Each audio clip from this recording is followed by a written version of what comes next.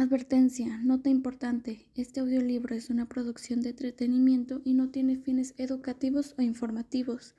Estoy mejorando mis habilidades de narración y dicción, por lo que agradezco su paciencia y comprensión. 11. La comunión de la rebelión. Los aquelarres, la misa negra. Hay que decir los aquelarres, sabbats. Esta palabra evidentemente ha designado cosas muy diversas según la época. Nosotros no tenemos desgraciadamente descripciones detalladas hasta bastante tarde, en tiempos de Enrique IV. La descripción menos mala es la de Lancre. Lancre es un hombre inteligente. Visiblemente estaba ligado a algunas jóvenes brujas y debía saberlo todo. Desgraciadamente su aquelarre está mezclado y sobrecargado con los adornos grotescos de la época. Las descripciones del jesuita del Río y del dominico Michaelis son dos piezas ridículas y tontas. En el relato de Del Río se encuentran no sé cuántas vaciedades, cuántas invenciones vanas. Sin embargo, en el total pueden encontrarse algunas hermosas huellas de la antigüedad que yo he podido aprovechar. En este momento, el sabbat no era más que una gran farsa libidinosa hecha bajo el pretexto de la brujería. Pero en las descripciones mismas de una cosa tan deformada, algunos rasgos muy antiguos testimonian las épocas sucesivas, las formas diferentes por las que había pasado el aquelarre. Podemos partir de la idea bien segura de que durante siglos el ciervo llevó la vida del lobo y el zorro, que este hombre fue un animal nocturno. Quiero decir que actuaba lo menos posible durante el día, que verdaderamente no vivía más que de noche. Hasta el año 1000, mientras el pueblo podía crear sus santos y sus leyendas, la vida durante el día no carecía de interés para el ciervo. Sus sábados nocturnos no eran entonces más que un leve resto de paganismo. El hombre honraba, temía la luna que influía sobre los bienes de la tierra. Las viejas le eran devotas y encendían pequeños cirios para Diana, Luna, Hécate. Siempre las Lupercales. Persiguían a las mujeres y a los niños. Es verdad que ahora, bajo la máscara del negro rostro del resucitado Arlequín, se festejaba exactamente el Privilegium Veneris, o 1 de mayo. En la fiesta de San Juan se mataba el carnero de Priapo, Baco, Sabacio, para celebrar a los sabacios. No había burla alguna en todo esto. Este era el inocente carnaval del ciervo. Pero hacia el año 1000 la iglesia quedó casi cerrada para el ciervo a causa de las diferencias de idioma. En 1100 los oficios se volvieron ininteligibles. De los misteriosos que se representaban en los atrios de la iglesia, lo que el ciervo recordaba mejor era el lado cómico, el buey y el asno, etc. Realizó así sus fiestas de Navidad, pero éstas eran cada vez más y más irriosas, verdadera literatura sabática. Puede creerse que las grandes y terribles rebeliones del siglo XII no tuvieron influencia con estos misterios y en esa vida nocturna del lobo, del lobizón, de esa presa salvaje, como lo llamaban los crueles varones. Esas rebeliones pudieron muy bien iniciarse en las fiestas nocturnas. Las grandes comuniones de rebeldía entre los siervos, en las que bebían unos la sangre de los otros o comían la tierra en lugar de hostia, pudieron muy bien celebrarse durante la aquelarre. La marsellesa de esta época, cantada de noche más que de día, es quizás el canto sabático. Somos hombres como ellos, tenemos un corazón igualmente grande, podemos sufrir igualmente. Pero la piedra del sepulcro vuelve a caer en 1200. El Papa se sienta encima, el rey se sienta encima, y con una pesadez enorme confinan al hombre. ¿Tiene éste ahora alguna vida nocturna? Con tanto más motivo. Las antiguas danzas paganas debieron ser entonces mucho más furiosas. Nuestros negros de las Antillas, después de un día de horrible calor, fatigados, se van a bailar a 6 millas del lugar donde trabajan. Lo mismo hacían los siervos, Pero a las danzas debieron mezclarse alegrías de venganza, farsas satíricas, burlas y caricaturas del Señor y del sacerdote. Surge así una literatura nocturna que no sabía ni una palabra de la literatura del día y mucho de las fábulas burguesas. He ahí el sentido de los aquerrales antes de 1300. Para que los aquelarres tomaran la forma sorprendente de una guerra declarada a Dios de ese tiempo, era necesario todavía mucho más. Era necesario dos cosas. No solamente descender al fondo de la desesperación, sino haber perdido todo respeto. Esto sucedió en el siglo XIV bajo el papado de Avignon y durante la Gran Cisma, cuando la Iglesia con dos cabezas no parecía ser la Iglesia, cuando toda la nobleza y el rey, vergonzosamente prisioneros de los ingleses, exterminaron al pueblo para extraerle su rescate. Los aquelarres tienen entonces la forma grandiosa y terrible de la misa negra, del oficio al revés, donde se desafía a Jesús, donde se le ruega que se destruya con el rayo si es que puede hacerlo. Este drama diabólico hubiera sido imposible en el siglo XIII, donde hubiera provocado horror, y más tarde en el siglo XV, cuando todo estaba gastado hasta el dolor. Este surtidor no hubiera podido brotar. Nadie se hubiera atrevido a esta creación monstruosa. Esta creación pertenece al siglo de Dante. Creo que esto se hizo de golpe, fue la explosión de una furia genial que hizo subir la impiedad a la altura de las cóleras populares. Para comprender lo que eran estas cóleras es necesario recordar que el pueblo criado, educado por el mismo clero en la creencia y en la fe de los milagros, bien lejos de imaginar la fijeza de las leyes de Dios, había aguardado, esperado un milagro durante siglos y este milagro no se había producido jamás. El pueblo lo pedía en vano, en el día desesperados de la suprema necesidad. El cielo, a partir de entonces, se le apareció como aliado de sus feroces verdugos, y él mismo se convirtió en un feroz verdugo. De ahí la misa negra y la jaqueria. En el cuadro elástico de la misa negra puede colocarse 1000 variantes de detalle, pero la misa negra está firmemente construida y yo creo es de una sola pieza. He logrado reencontrar este drama en 1857, Historia de Francia.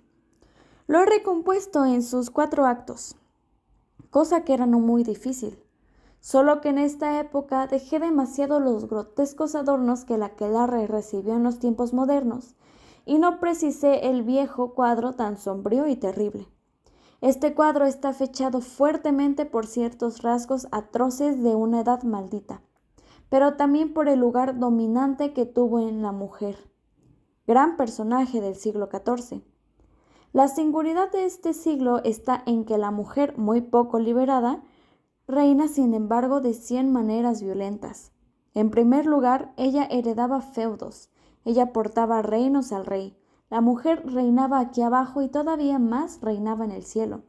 María había suplantado a Jesús. San Francisco y Santo Domingo vieron los 3 mundos en su seno, en la inmensidad de la gracia.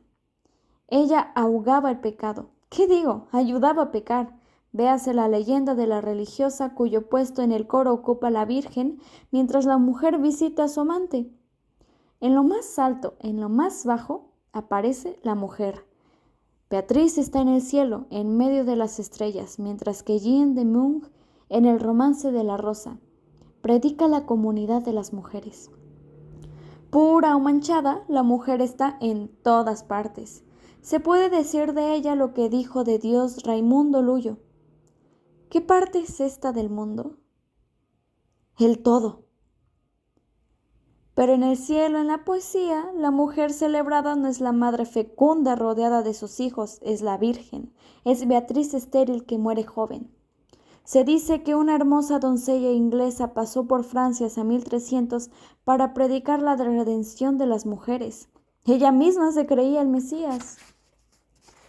La misa negra en su primer aspecto parecía ser esta redención de Eva, maldita por el cristianismo. La mujer en el sabbat lo era todo. Ella era el sacerdote, ella era el altar, ella era la hostia con la que comulgaba todo el pueblo. En el fondo, ¿no era también Dios mismo? Hay en el aquelarre muchas cosas populares, y sin embargo no todo proviene del pueblo.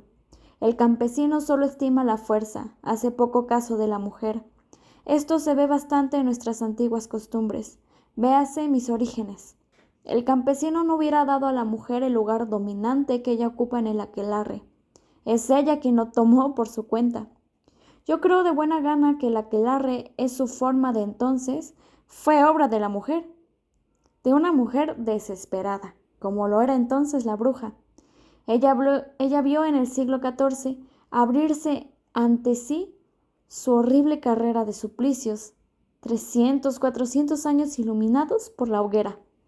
A partir de 1300 su medicina fue juzgada como maleficio, sus remedios castigados como venenos. El inocente sortilegio por el que los leprosos creían entonces mejorar su suerte trajo como consecuencia la masacre de esos inafortunados. El Papa Juan XXII hizo desarrollar vivo a un obispo sospechoso de brujería, bajo una represión tan ciega. Atreverse poco, atreverse mucho, era arriesgar lo mismo. La audacia creció por el peligro mismo. La bruja pudo atreverse a todo. Fraternidad humana desafió al cielo cristiano, culto desnaturalizado del Dios de la naturaleza. Este es el sentido de la misa negra. Se levantaba un altar para el gran siervo, rebelde, aquel a quien se le ha hecho mal, el antiguo proscrito, injustamente arrojado del cielo, el espíritu que creó la tierra, el amo que hace germinar las plantas. Bajo estos títulos lo honraban los lucifernos, sus adoradores, y según una opinión muy valedera, también los caballeros del temple. El gran milagro en estos tiempos miserables es que para la cena nocturna surgía la fraternidad que no se había encontrado durante el día. La bruja, no sin peligro, hacía contribuir a los más acomodados recogiendo sus ofrendas. La caridad bajo forma satánica, como crimen y conspiración, era una forma de rebelión y tenía gran fuerza. Durante el día se robaban los alimentos para la comida común de la noche. Imaginemos sobre un gran páramo, con frecuencia cerca de un viejo dolmen celta, en el límite de un bosque, una doble cena. Por un lado, el páramo iluminado, la comida del pueblo. Por el otro, hacia el bosque, el coro de esa iglesia cuya cúpula es el cielo. Llamo coro a un otero que dominaba un poco la escena. Entre los dos, las hogueras resinosas de llama amarilla y de rojos braseros. Un vapor fantástico. En el fondo, la bruja preparaba a sus satanas, un gran satanás de madera negro y velludo.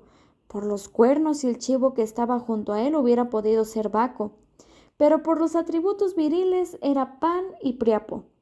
Tenebrosa figura que cada uno veía diferente, los unos llenos de terror, los otros conmovidos por el orgullo melancólico en el que parecía absorto el eterno exiliado. Este dato proviene de Del Río, pero no creo que sea exclusivamente español, es un rasgo antiguo y marcado de la inspiración primitiva. Las bromas vinieron más tarde. Primer acto. El preámbulo magnífico que el cristianismo tomó de la antigüedad, de esas ceremonias en las que el pueblo, circulando en largas filas bajo las columnas, entraba al santuario. El viejo Dios revivido lo toma para sí. También tomó el lavado, tomado igualmente a las purificaciones paganas. Reivindicó todo esto por derecho de antigüedad. La sacerdotisa era siempre la vieja, título de honor, pero la sacerdotisa podía muy bien ser joven. Lancre habla de una bruja de 17 años, bonita, horriblemente cruel. La novia del diablo no puede ser una niña. Necesita tener 30 años. El rostro de Medea, la belleza de los dolores, los ojos profundos, trágicos y afiebrados, con grandes oleadas de serpientes descendiendo al azar. Hablo de un torrente de negros, de indomables caballos, tal vez encima de estos la corona de verbena, la hiedra de las tumbas, las violetas de la muerte. La bruja ordenaba retirar a los niños hasta el momento de la cena. se inicia el servicio. Entraré en aquel altar, pero Señor, sálvame del pérfido y del violento, del sacerdote, del Señor. Después venía la negación de Jesús, el homenaje al nuevo amo, el beso feudal, como en las recepciones del temple, en las que se daba todo sin reserva, el pudor, la dignidad, la voluntad, con el agravante ultraje de que al renegar del antiguo Dios se amaba más el trasero de Satán. Se suspendía sobre las nalgas del fetiche una máscara o segundo rostro. Correspondía a él consagrar a la sacerdotisa. El dios de madera la recibía como la recibieron Pan y Priapo. Conforme a la costumbre pagana, ella se entregaba a él, se sentaba un momento sobre él, como la délfica en el trípode de Apolo. Ella recibía el aliento, el alma, la vida, la fecundación simulada. Después, no menos solemne, la bruja se purificaba. A partir de este momento, se convertiría en el altar vivo. Ha terminado el preámbulo y el servicio interrumpido por el banquete. Al revés de lo que ocurre en el festín de los nobles, en el que todos se sientan con la espada a su lado, aquí en el festín de los hermanos no hay armas, ni siquiera un cuchillo. Como guardián de la paz, cada uno tiene una mujer. Sin mujer no se puede ser admitido. Parienta o no parienta, esposa o no esposa, vieja o joven, es necesaria una mujer. ¿Qué bebidas circulan? ¿Acaso el hidromel, la cerveza, el vino, la sidra espirituosa o pimentada? Ambas comenzaron en el siglo XII. ¿Los verbajes de ilusión con su peligrosa mezcla de belladona aparecían ya en esta mesa? No es seguro. Había niños presentes. Por otra parte, el exceso de desorientación hubiera impedido la danza. Esta danza giratoria, la famosa ronda del sabbat, bastaría por sí sola para completar este primer grado de embriaguez. La gente giraba espalda contra espalda, con los brazos hacia atrás, sin verse, pero con frecuencia las espaldas se tocaban. Nadie se conocía muy bien ni conocían a la que tenían a su lado. La vieja en este momento ya no era vieja. Milagro de Satanás. La vieja era todavía una mujer, era deseable, confusamente amada. Segundo acto. En el momento en que la multitud unida en este vértigo sentía poseer un solo cuerpo, por el atractivo de las mujeres y también, no sé por qué vaga la emoción de fraternidad, se retomaba el oficio en el momento del gloria. El altar y la hostia aparecían. ¿Cuáles? La mujer misma, con su cuerpo venerado, con su persona humillada en medio de la amplia seda negra de sus cabellos perdidos en el polvo. Ella, la orgullosa Proserpina, ella se ofrecía. Sobre los riñones oficiaba un demonio, decía el credo, hacía la ofrenda. Este grave punto en que la mujer era ella misma altar, en el que se oficiaba sobre ella, no es conocido por el proceso de la Volsine que M. Rabison va a publicar junto con los otros Pipers de la Bastille. En estas imitaciones recientes es verdad que se hicieron del aquelarre para divertir a los grandes señores de la corte de Luis XIV. Se reprodujeron sin duda algunas de las formas antiguas y clásicas del sabbat primitivo, en el punto en que debieron ser abandonadas en tiempos intermedios. Esto fue más adelante impúdico, pero en medio de las calamidades del siglo XIV, en los tiempos terribles de la peste negra y de tantas hambres, en el tiempo de la jaquería y de los bandidajes exacerbables de las grandes compañías, para este pueblo en peligro, el afecto era más que serio. La asamblea entera tenía demasiado que temer si era sorprendida. La bruja arriesgaba extremadamente, verdaderamente en este acto audaz. Ella daba su vida. Más aún, ella desafiaba un infierno de dolores. Torturas tales que apenas nos atrevemos a decirlas. Torturada y quebrada con los senos arrancados, la piel lentamente desollada, como se hizo con el obispo brujo de Cahors, quemada con un lento fuego de brasas y miembro a miembro, ella arriesgaba una eternidad de agonía. Todos seguramente estaban conmovidos cuando, sobre la criatura abnegada, entregada, humillada, se realizaba la plegaria y la ofrenda para la cosecha. Se presentaba trigo al espíritu de la tierra, que hacía crecer el trigo. Los pájaros que volaban, probablemente surgidos del seno de la mujer, llevaban al Dios de la libertad el suspiro y el voto de los siervos. ¿Qué querían? Que nosotros, sus descendientes lejanos, nosotros fuéramos libres. Esta encantadora ofrenda del trigo y de los pájaros se hacía particularmente en Francia. ¿Qué hostia distribuía la mujer? No la historia de burla que vemos en tiempos de Enrique IV, sino verdaderamente esa confarreatio que hemos visto en los filtros, la hostia del amor, un pastel cocinado sobre ella, sobre la víctima que mañana podía pasar también por el fuego. Era su vida, su muerte lo que se comía, se olía ya su carne quemada. En último término, se depositaban sobre ella dos ofrendas que parecían de carne, dos simulacros, lo del último muerto de la comuna y lo del recién nacido. Ellos participaban del mérito de la mujer, altar y hostia, y la asamblea, ficticiamente, comulgaba con el uno y con el otro triple hostia enteramente humana. Bajo la sombra vaga de Satanás, el pueblo no adoraba más que al pueblo. Aquí estaba el verdadero sacrificio.